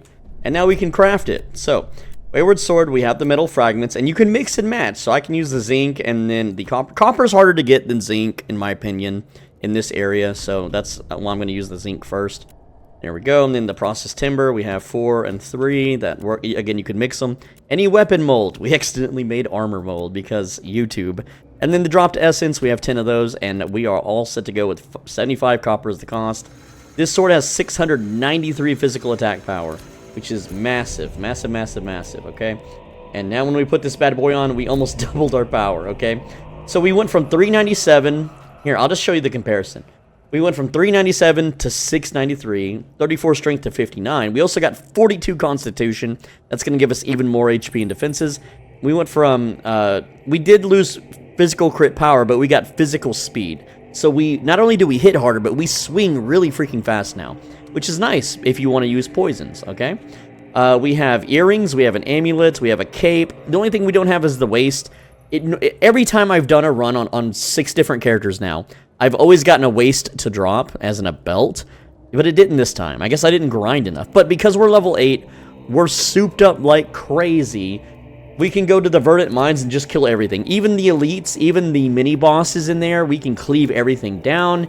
We're going to level up to 10 super quickly, but what we're going to do now, or what you're going to do now, because this video is pretty much done, is you are now going to repeat your commissions over and over and over until you're 10. All right, that's basically your goal in life right now. You're going to go to these commission boards, and you're going to accept all of them. And then you're going to go do all of them every time they're off cooldown. So right now, this commission board is off cooldown in 12 minutes.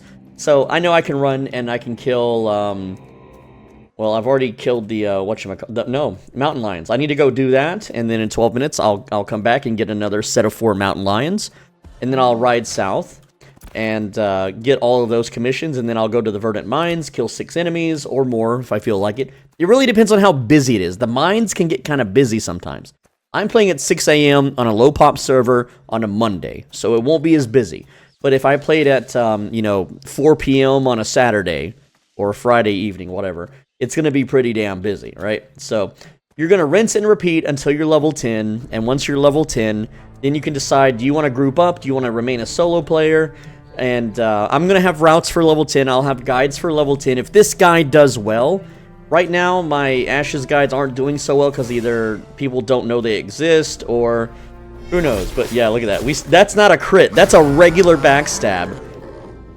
That is not a crit. I just want to let you know that. 252, that's how hard we normally attack for now, which is pretty damn good. Pretty darn good. And the reason also you do these commissions is for scrolls like this.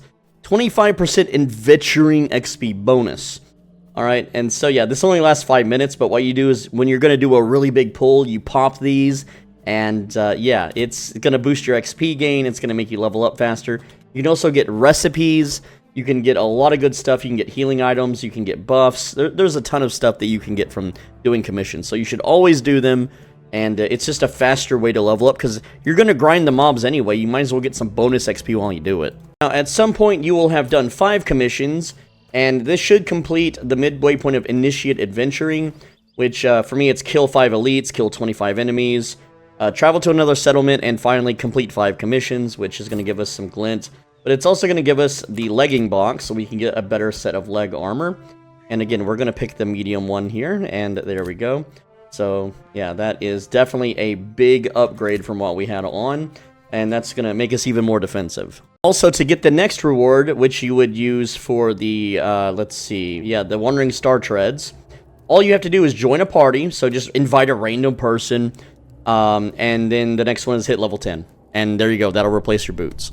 Now, some important vendors that'll make your grind a little bit easier once you have some more money saved up. Right now, I don't have much. But near the storage clerk, and by the way, once we're done crafting, you really should store everything, because if you get killed, you're going to lose it, okay? Now, until you're level 10, you should just sell your glint so that you have money, because when you die, you're not going to lose money, but you can lose glint if you die. So, again, just sell it.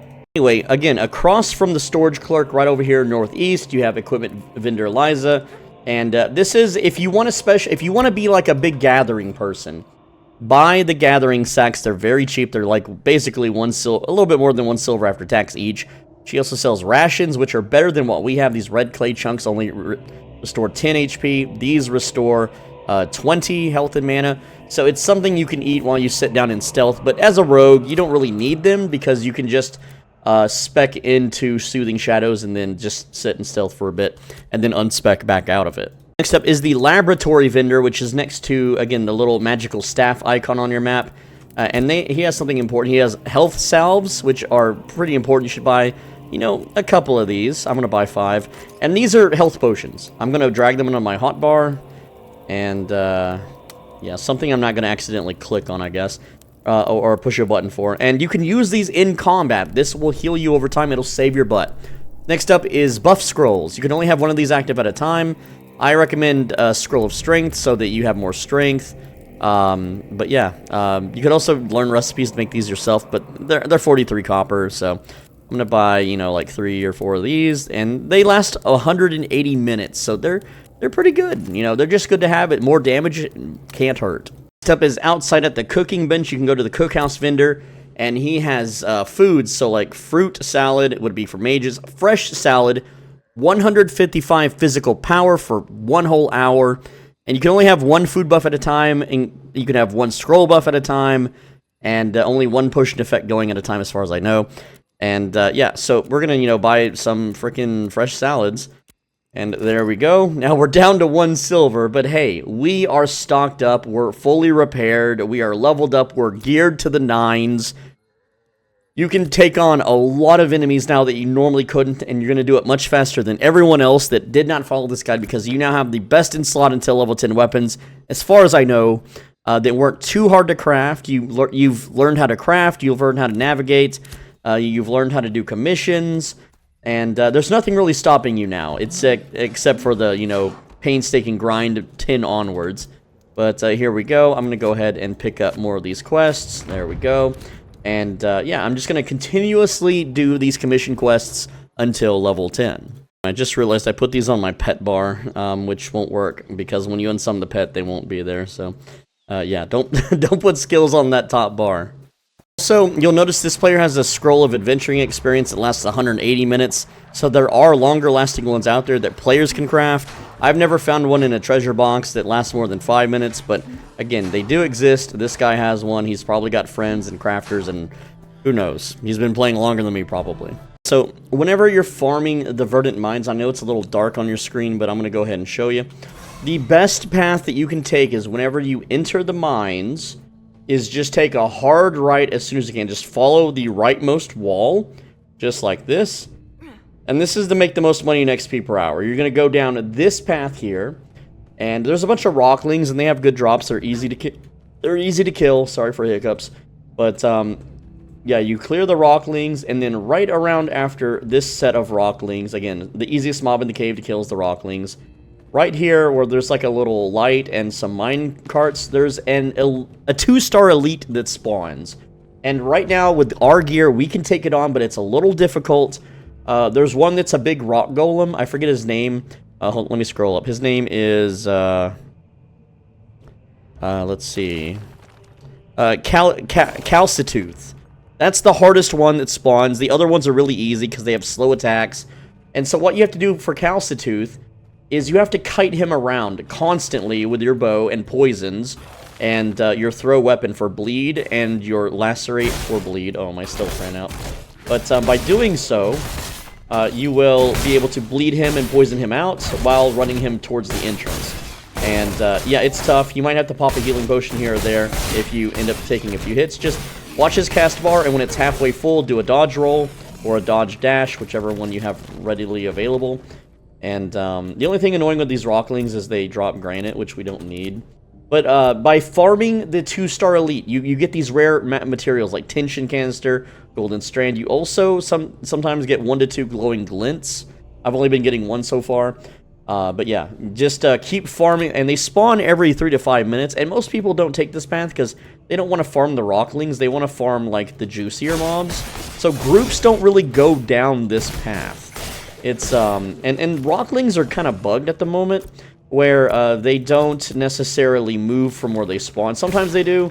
Like, if I attack these guys and try to group them all up, it looks like they're moving right now. But, yeah, these guys are moving for sure. But they don't always, and I don't know why. So, it's a little awkward sometimes. I can't tell you why, but if they're not moving, you just gotta kill them one at a time. Also, if you continue further down that path, you can find the other 2-star spawn. The Automata Hauler is one of the easiest ones to kill. He is accompanied by a Sentinel and an Animist. The Animist will DPS you the hardest, so kill it, kill the Sentinel, focus on the Hauler. Hauler's easy, just don't stand on top of him. Circle around him when he starts glowing big. See if it's a malfunction. If not, back away. When you kill it, back away because it explodes on death. But Haulers sometimes have a lot of loot. Haulers are pretty easy. He does a ram attack. You'll see his cast bar, just stay away from the top of him like that, and you can just flip around him, or you can, again, as long, okay, he's destructing, so we better back up. But very easy fight. There we go. We are now level 9. He didn't drop much loot there, unfortunately. But yeah, this is, we are now level 9. And this is our money, so not too bad. Pretty good. This is 62, about 62 silver. Got a couple rares. I don't know what these would trade or sell for. I have no idea what these are even used for. Just wait until settlements are built if you're on a new server. If you're on an established server, I'm sure there's an auction house somewhere you can sell it on. Now, once you're 9, you're still going to be farming the elites in here, and the best thing to farm it with is get a poison and then get sap, and then stack poisons with your Thrash and Flurry, and then hit them with sap, and that's going to deal even more damage over time, so that you can kite them around even easier. Remember, while doing this grind, anytime you need to heal, just pop open, unlearn something, learn Soothing Shadows, then stealth, and while you're stealthing set, and then look at your timer, every time Soothing Shadows counts down, you would just simply re-stealth. So, again, this is just the quickest, stupidest way to heal. And again, you won't be able to do this when the game releases because you can't just respec for free, but right now you can. So it'll save you a little bit of downtime without having to use rations. Otherwise, you'd have to just, I don't know, play the game normally. By the way, I forgot to mention, once you kill Calcitooth, he's going to spawn 2 to 3 Rocklings that are around level 7. They're pretty easy to deal with. But yeah, just AoE them down. Not too hard or anything. And after that, it's the Rocklings themselves that have the rare drops, not so much Calcitooth. Calcitooth himself, again, you can't loot him until you've killed the Rocklings. So, just in case you're wondering, someone might try to steal your drops, which they could totally do.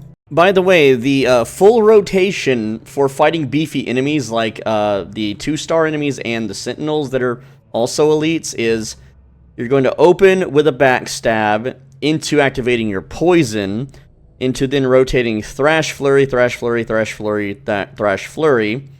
Then that'll stack up enough poisons to sap, which you will then, you Acrobatic Strike, Backstab, or Sap. Then you can do another Backstab again, because when you sap at 10 stacks of poison, you get another advantage, meaning your Backstab will hit very hard. So you can basically double Backstab. Now, I know this is a lot of instruction, so let me go a little bit slower. So you're going to stealth in. By stealthing, you gain advantage. Alright, which makes your backstab hit harder. You open with backstab, your biggest hit. Then you activate your poison. By alternating Thrash and Flurry, you're going to put both of those on cooldown, dealing tons of damage and ramping up your attack speed. Then you Acrobatic Strike to get advantage once again, and pop behind the enemy just as your backstab goes back off cooldown. Then you will hit your sap button, because by then they will have 10 stacks of poison. This will give you advantage once again, giving you another backstab. And then you use throw weapon, because it's just free damage, and it says it has a cast time, but it doesn't. And then you will lacerate to apply hemorrhage. Then you will backstab after acrobat strike. You will keep lacerate, I don't know how to say this word, to keep the hemorrhage going every time it's off cooldown, which you might have to also use your double strike for. And then you just cast poison again when that comes off cooldown, and resap to re-backstab. So essentially, after your opener, you're only backstabbing after saps and after your acrobatic strike. And my stealth ran out, and these things are attacking me. Oh look, the hauler just spawned, so I can... Well, I didn't get the stealth opener. So anyway, really, there's a lot of room for a mistake too. Like you can just piano the buttons like I am. I'm just gonna piano the frickin' buttons, and let's run up and sap them, get some backstabs in. I think I did a face stab there, but hey, look, the hauler is already halfway dead. I'm pretty much full HP. So yeah, it's like you're not in any real danger because you're overgearing the area. Also, this AoE does hurt you, but again, I can face tank all of this and just kill the hauler. Now, the tooth one, the big golem monster, that one I wouldn't face tank. I'd be a little more strategic about. But yeah. Anyway, the enemies, again, if you just piano the keys, they're gonna die. So your rotation is not even all that important. Look, I'm just mashing random buttons. It doesn't matter what I push. Everything in this cave is dead regardless. By the way, the amount of XP you need to go from level 9 to 10, it may seem like a lot because it is double, more so double than what it took to go from level 8 to 9. So it's going to take you some time. As for the rocklings, this is how I do. I enter stealth and I don't open on them. I just right click to attack them and then I dash around because you get a 30... oh, the cinder tooth is up. Okay, well, or calcitooth, my bad. Wrong game. But yeah, we pull them here like this, and then what we're going to do is activate poison, lacerate, flip around, lacerate again, because that's a bleeding cleave. And I'm pretty sure I can take all these here. Unfortunately, I'm not going to get a good opener on the calcitooth, but that's fine. Again, I can take him here. We're level 9, so we're pretty much over-leveling the content. He's doing the rock throw. So do a dodge roll. And now when you do a dodge roll, it's not an iframe. It's you get 100% chance to dodge one attack that hits you. So it's, you know, just burn that stamina. It's not going to hurt you too much. Alright, there we go. We got our poison, so we're going to stack it on him. Going to flip behind him. Give him the backstab. Give him that. Give him another, well, a face stab, I guess. Get that lacerate stacked. And that's all my cooldowns. I have nothing else that I can really do right now. So let's dodge roll that, and that hit me anyway. So, yeah, bad at the game, whatever. I don't care. You can judge me all you want. It's fine. I'm a YouTuber. I can handle it. That's why I'm a YouTuber, right? Reactivate poison. We're going to flip behind him, give him the old backstab treatment, stack those poisons, and hit him once again. And then we have another backstab we can do. I think that was another face stab. But yeah, you can see I'm like pretty much full HP because your sap also heals you.